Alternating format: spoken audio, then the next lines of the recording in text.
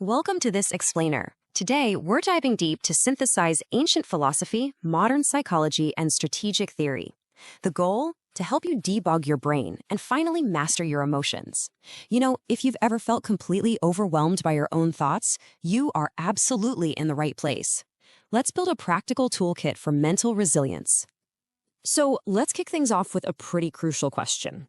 Just think about your own habits for a second.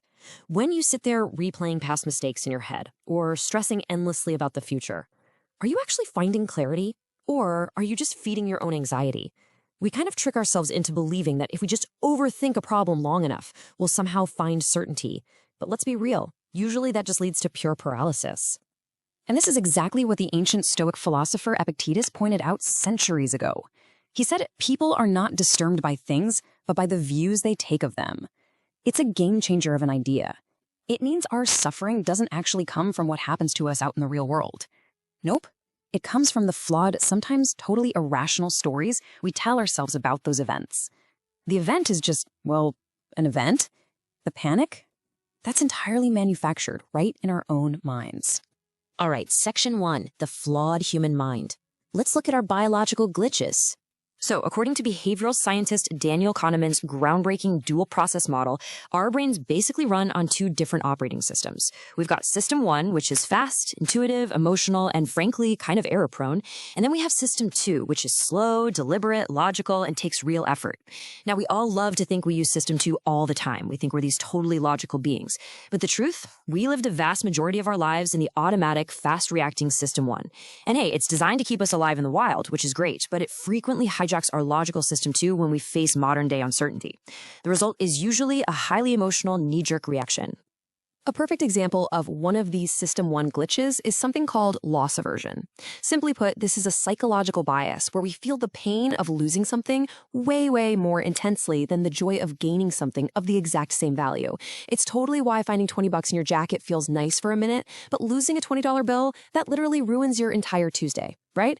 This is a biological default. It's exactly why you might fear losing your current, maybe even mediocre job far more than you value the exciting prospect of going out and finding a much better one. Kahneman hit the nail on the head when he said, our comforting conviction that the world makes sense rests on a secure foundation, our almost unlimited ability to ignore our ignorance. So the crucial takeaway here is that our anxiety is very often just a glitch in our biological software. We build these incredibly coherent but entirely false stories in our heads, and then we react to the story instead of the actual facts. Moving right along, Section 2, the danger of caring. Why predictability equals weakness. Let's consider the traits of a highly predictable mind for a moment. Think about being emotionally reactive, seeking constant validation, over-explaining your actions, panicking when you're ignored, or getting easily triggered by the slightest disrespect. When you care too much and display these behaviors, you're effectively handing your power away on a silver platter. You become a completely open book, and that makes you incredibly easy to control and manipulate by anyone who figures out which buttons to push. Now, the antidote to all of this is a powerful concept, strategic indifference, the idea that my silence is my power. Now, to be clear, this isn't about being emotionally numb or giving people the silent treatment to be cruel.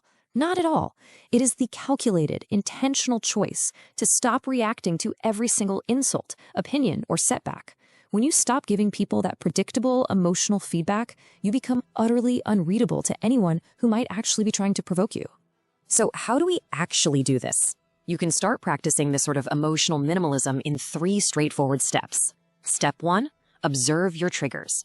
When someone offends you, don't just react, pause, and just watch that feeling rise up.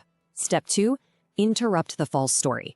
Stop the narrative your brain instantly tries to spin about why it happened.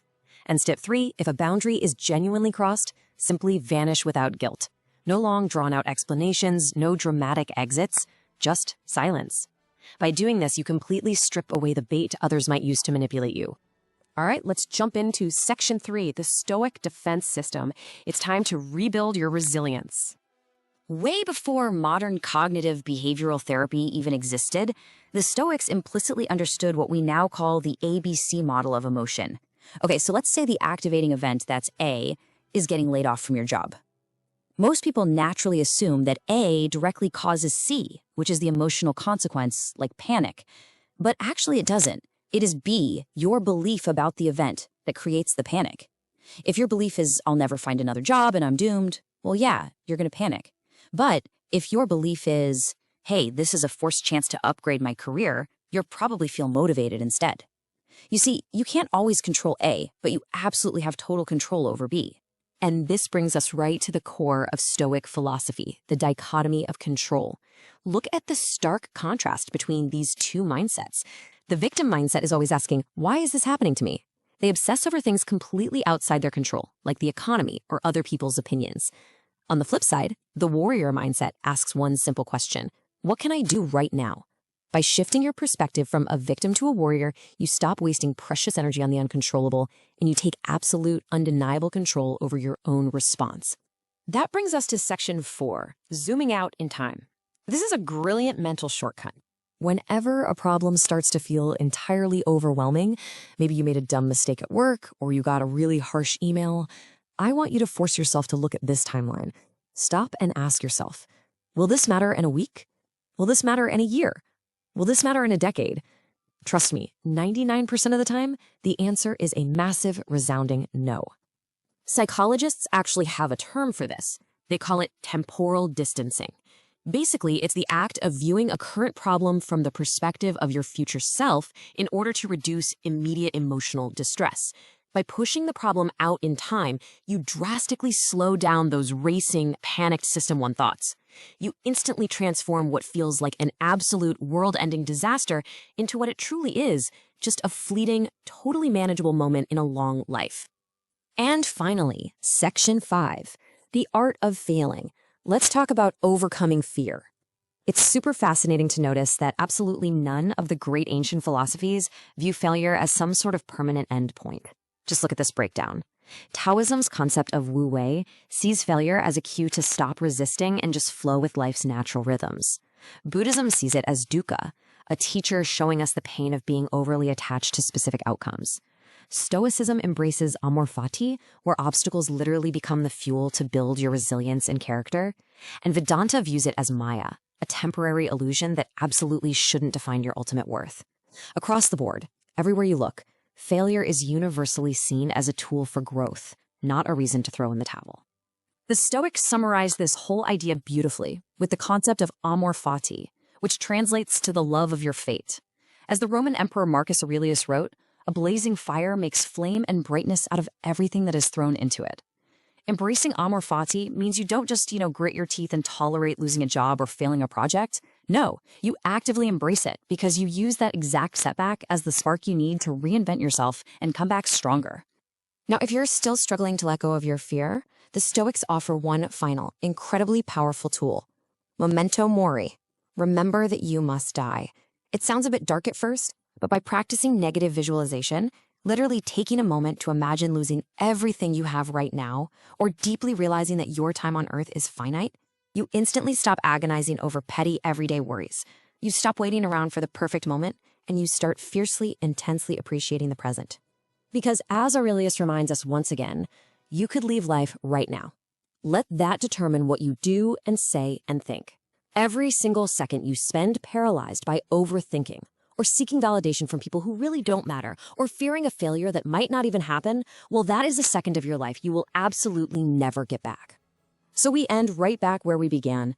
This time, you have a distinct choice. You now understand your brain's biological glitches, the strategic power of silence, and the frameworks needed to turn your failures into fuel. So the next time life inevitably knocks you down, you have to answer one question. When that happens, will you choose to remain a prisoner of your emotions, or will you step up and become the master of your mind? Thank you so much for joining me for this explainer, and I will see you in the next one.